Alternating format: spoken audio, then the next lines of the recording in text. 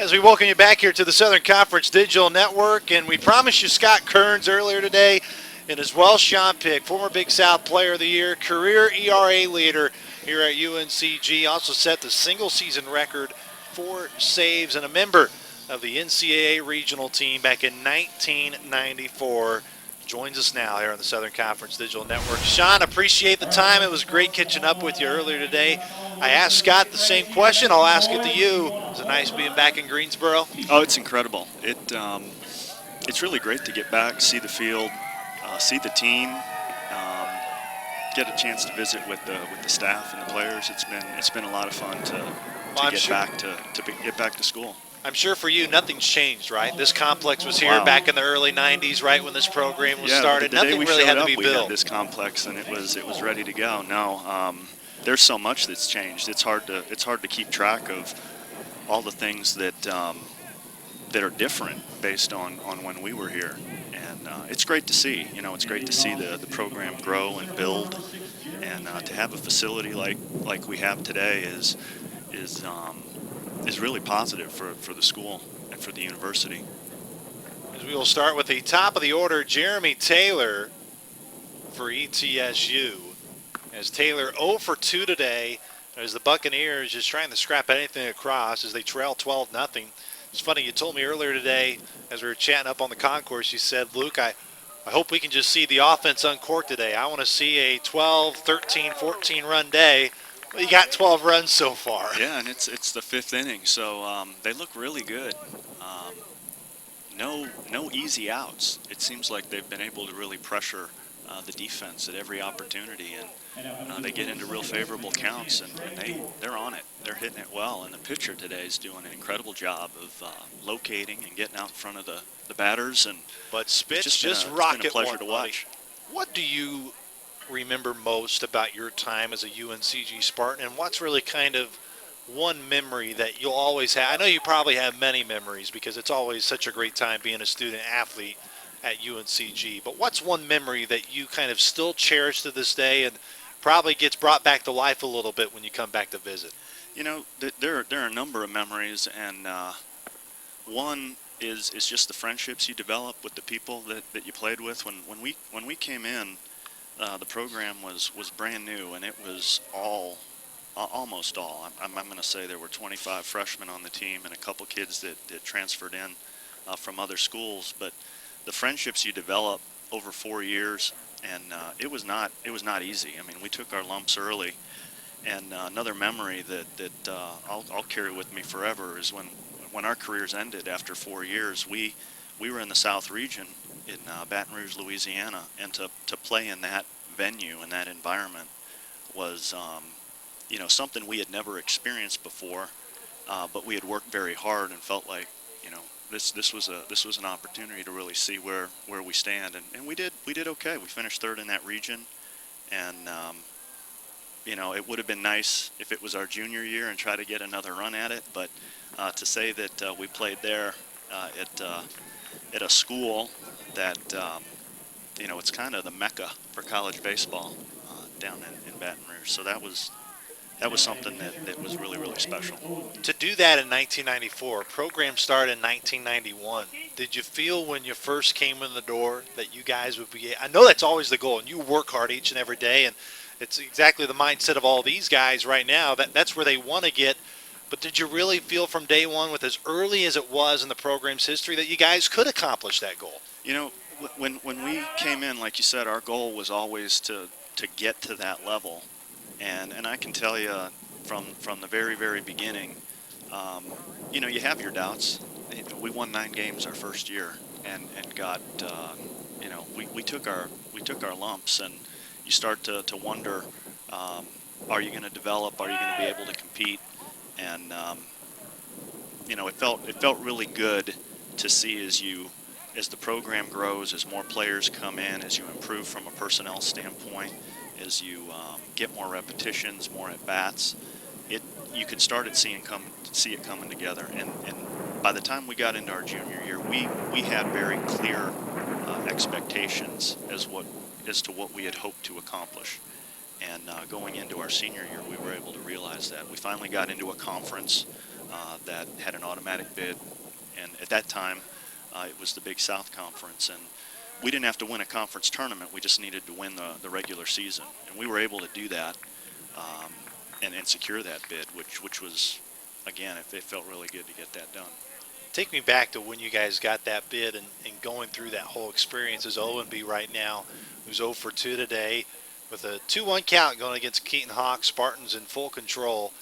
What do you remember about that experience still to this day of making the tournament? You know, when the day, there was some time that had expired between the end of our season and when they were announcing locations.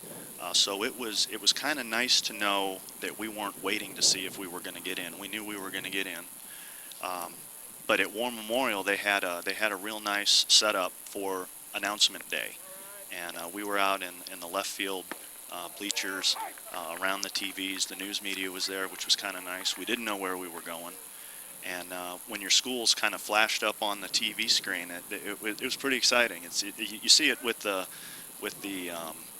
NCAA basketball tournament all the time because they televise that nationally when teams go kind of nuts when they find out where they're going. But when our name came up, it was exciting. There were a lot of roars, and the media was there to do some interviews with the players, and you know, for us, we got to get on a plane, which was kind of a big deal. You know, we didn't have to get on a bus and go to a particular game, and so that's something we hadn't done as a team before. You know, pack for the airport and get ready to do travel in that type of environment. What did you feel allowed you guys to be able to reach that regional? Because, of course, a lot of it is, you know, hey, it's who you play and not necessarily who you play, but when you play them and all those situations throughout a baseball season that is so long. We talked about the progression from only winning 9 games your first year to end up making a regional. For this crew that's trying to get there, what was the difference for your team at that time and finally breaking through? You know, I think that it was a progression. I don't think there was any one thing that really pointed to getting to the postseason. With the group of people that we had that were seniors on that team, they had played a lot of baseball between their freshman year and their senior year. When you think that they came in and they were playing from the start. They're getting 4 at-bats a game, 5 at-bats a game. We're playing in the summer leagues, and you start to think about that senior group, and then I have to give the staff a lot of credit for being able to recognize where we could improve. And they were very specific in their recruiting efforts, and you'd add 2 or 3, 4 pieces a season, and then over your 4 years, we really didn't have to replace because we still had our personnel that was in place from our freshman season. So the coaches did a real nice job again of identifying where we needed to improve, and they could go get kids that could help us in spots, and through that it all started to come together, and you could start to see that, hey, maybe in the past we didn't have a pitcher that could get us from the 6th inning to the 9th inning, and they'd go plug that hole, or you know, we didn't have somebody that was fast enough to track down the ball in the gap, and they could plug that hole. So, I mean, it was a process, and I think that the repetition and the time that the more senior players got really added to our opportunity to again get to that level. How important is that progression? Because I think in today's day and age, you know, in baseball, maybe not as much, but you think of basketball and the one and dones and what that's kind of done, to where guys come into college for a year and then leave and go to the pros, to where you don't get to see a lot of guys stay in school and develop. Here, Link Jarrett finally in his 4th year, finally getting full recruiting classes, coming full circle. Do you think that sometimes doesn't get looked at as much, and kind of the importance of, you said, well, Luke, we didn't really change anything what we were doing. It's just we were in another year for the 4th time. You know, I think that the process is important, and you get a system in place, and you get your players in a particular frame of mind where they understand what's expected of them. They've had an opportunity to mature. They start to have influence on those kids that come in that are freshmen, that were, you know, high school standouts, and they get thrown into an environment where now everybody around them is better, most likely better than they are, and they need to learn the system. And it's from a mentorship standpoint, your older players, your more established players need to foster that with the folks that come in, and I think that helps to build chemistry. Chemistry, again, I think plays a big part in success that teams have. You know, when you know you can trust your teammate, you've got a lot of confidence in them, you're standing in the box, you feel different. If you're a pitcher on the mound and you know you can put a ball in play and it's going to be on the ground and your middle infielders are going to pick it up, there's not as much pressure. So I think that getting your system in place, getting your players in place makes all the difference in the world. Michael Goss, lean off here for UNCG as he looks at a full count. Spartans been having themselves a day here from the dish. They lead at 12-0 over ETSU. Sean, you know, another thing when you think about the progression and talking about where this program has gone, how much have you been able to keep up to date with the current squad and kind of how the Spartans are doing this year? You know, with the advent of technology, it's been very easy to keep up with the squad, and I can tell you that I know when they're playing, and if I'm by a computer and I can get the stream on at home, that's something that I'll do. And I may not sit there and watch every play, but I can certainly hear it if I'm doing things around the house. And if you can hear that there's a situation developing, you'll stop and you'll watch to see what's going on. But every night, if they're playing in the middle of the week, I'll check out what the score was, see how things go. I look to see who they're playing, and it's been a lot of fun to keep up with them. Particularly this year, they're having a really good year, and it's been fun to kind of get here in person to see them perform. As Michael Goss, who had a triple earlier today and a double, he's got another one to his name. Third hit of the ball game, which makes way for Cesar Trejo. You're a pitcher, you're a closer, so you kind of know what it's like coming out of the bullpen. When you have an offense that is this potent and averaging nearly almost 10 runs a game, what does that do for you? Is your confidence and your mindset, regardless of whether, of course, you were in that closing role, but just as a pitcher, knowing you have that offense behind you and backing you up? You know, that's a big deal. I think from a pitching perspective, you know that you don't need to be as fine as maybe you would need to be if you were scoring 4 or 5 runs a game, and you don't have to nibble. You can be more aggressive in your approach to the strike zone, and you know, if you give up a couple runs, it's not the end of the world. And you know, the approach from a pitching perspective is different. Certainly when you've got a 12-run lead or you're going into a game before it starts, if you give up a couple runs in the first inning, you don't have to worry about that. You know your offense is going to kick in and put some runs on the board, and you can move on and focus on the next batter and work on getting outs from that perspective. As Trejo with this short dribbler goes to first base, gets in the way of the throw, and he will reach. He'll go on his way to second and allow Michael Goss to score. And it will be the 13th run of the ball game, as you can hear the sound effects over the PA system, and UNCG having themselves a day here today.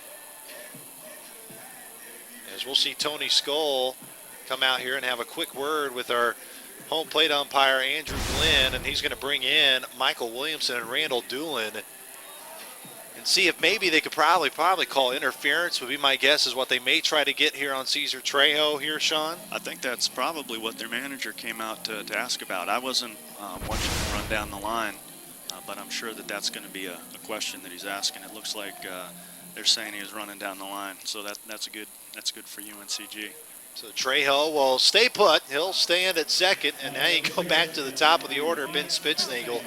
Of course, for me, and this isn't to make you feel old or anything, but you know, I was born in 1993, so I don't remember your days very much pitching for the Spartans. But how would you describe that group that made that regional team and how they played, the pitching staff, some of the characters on that team, for those like myself who may not have been alive and been able to enjoy that season as much as it was? You know, I think that the group that I graduated with was a pretty talented group. There were 4 or 5 guys that were in that group that were drafted to play professional baseball, and you know, by the time they had gone through their freshman to senior year, um, just a really established group of players. Our right fielder was a guy named Tonka Maynor that was drafted as a junior, drafted as a senior. Offensively, he was kind of our force. Hit for average, hit for power, was an excellent base runner, great on defense. We had a first baseman named Joey DeAngelis. He was drafted by the Rockies. It was kind of funny. We were back here for an alumni game, and some things never changed. Joey, he would hit seeds all over the yard, and 20 years after we had graduated, he's playing in the alumni game. He about kills the pitcher, just spins him around, hitting one right back up the middle. We had a catcher. I mean, as far as catchers were concerned, he was by far the best catcher I'd ever thrown to. His name was Danny Schneider. He was drafted by the Giants. He got up to the AA level. We had some pitching. Jeff Huffman signed as a free agent with Boston. He was in my graduating class. Just a talented group that we really wanted it. We wanted to win.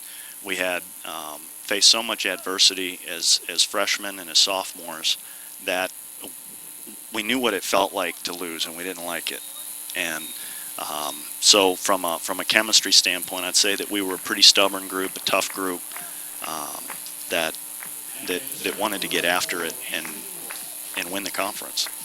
You just said about how you guys knew you lost, and you had that year where you took your lumps. How do you take a year like that and make it a positive? You know, how important, or maybe the better question is, you know, trust me, everybody wants to win, you know, and they want to win 45 games every year, but why is it important to kind of take those lumps and in the whole progression of things in the big picture as we talked about? You know, I have to give Coach Gasky and his staff a lot of credit for what we would learn from losing.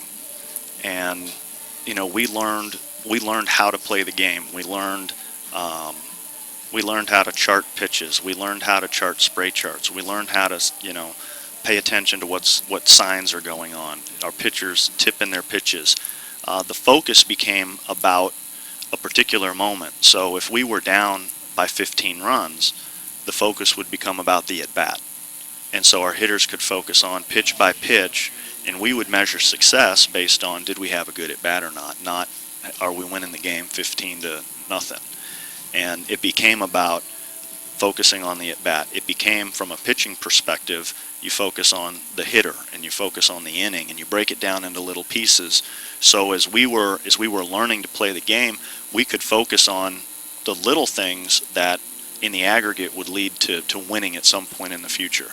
And you know, our coaches would always talk about process and approach, and there wasn't a lot of focus on winning early. It was about learning. It was about maturing. It was about getting stronger. It was about getting more flexible. It was about growing as a player, recognizing that we were on a four-year plan.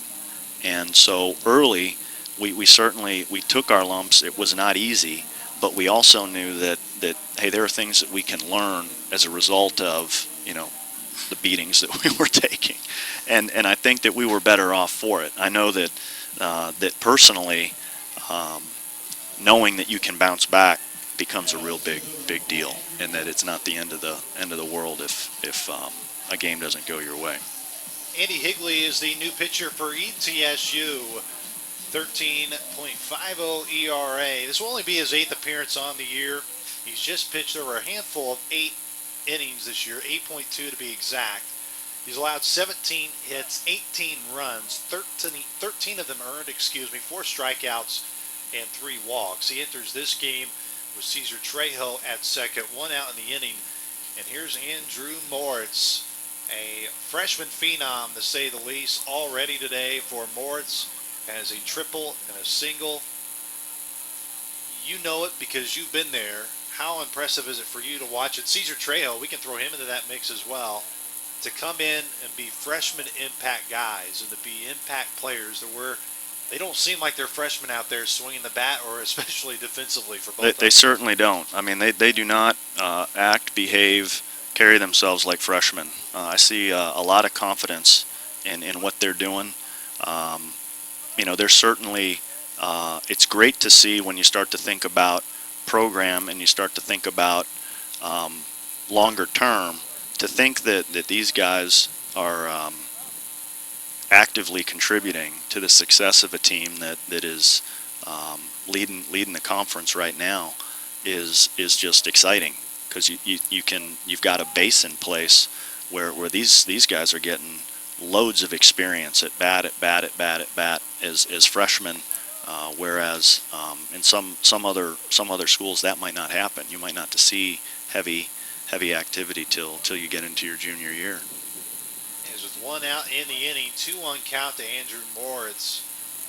We've been able to see the success they've been having this year as freshmen in key roles. Of course, being the 2-hole, that is Andrew Moritz, as he fouls this one off. What is the key for guys like Andrew Moritz and Caesar Trail when you are a freshman? One of the words you mentioned was the confidence they have. I think when you're a freshman, how hard is it to build that confidence stepping in when you really haven't been there before, at least at the collegiate level? I think that it's hard. I mean, the game changes. The speed of the game is different when you make that move from high school to college, and to make the adjustments that they're making in order. We look at Moritz and we see a 400 average. I mean, that's incredible. That's incredible to think he's come from high school, and just a season removed from high school, he's hitting 400 in the 2-hole on a team that's leading the country in batting average. I mean, that is really incredible. I think that one of the things that's important is teammates, and you've got teammates that will help kids get better, help kids be comfortable, help kids have more confidence than maybe they would, because even if you're not an athlete and you come into a collegiate setting, it can be overwhelming. So, just going to class, getting around campus, you're going to be away from home.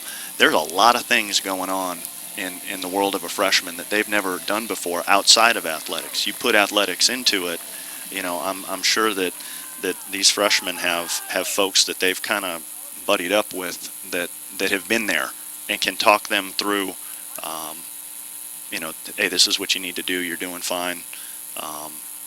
Maybe help them identify what a particular pitcher is doing. And so I think that team support, team leadership helps when your freshmen are going to contribute. You got to make them feel comfortable and, quickly get them in a place where they can perform and not have to worry about any distractions. I know you don't obviously get to live the everyday life of the current student athlete, but what would you say, now that you're kind of on the outside a little bit, the biggest difference from what these guys wearing the navy blue and gold for UNCG currently are doing and kind of living to when you were back in their shoes? What are some of the biggest differences for the student athlete today than back in the early 90s, mid-90s for you? I'd say certainly the equipment has changed. The bats have changed. So I've never played with the bats that they're playing with now. So that is a difference. I think 25 years removed from playing any baseball, that at the grade school level, at the high school level, there are a lot of kids that play a lot of baseball leading up into that. So I think that the quality of the player today than maybe 20, 25 years ago is higher. I think they come in better prepared. I think they're stronger. They've certainly played more baseball than what I would have played coming in as a freshman back in 1991. And I think that makes a big difference. I think that players tend to specialize nowadays, and as a result, they're playing year-round. So that I think is the biggest difference, in that they're more prepared, they're more polished. As L.J. Kalawaya with a 2-2 count, 2 outs, UNCG well on their way to picking up what would be win number 30 on the year. Spartans trying to win 30-plus games for the first time as a program since 2008, and unless anything catastrophic happens in the 7th, 8th, and 9th inning, As Shauna always say, in baseball, anything can happen. I'm sure you've got right. some crazy stories about some games you thought may have been in the bag, and then all of a sudden come out of nowhere. As LJ, weird swing, looks like made contact with his hands, and he will ground out 4-3 to end the inning. Sean Pick, it was great to talk to you. Thank you so much for coming up. Glad that we could share some stories, and hopefully we can keep in contact as the year goes along. Absolutely, Luke. Thanks for having me.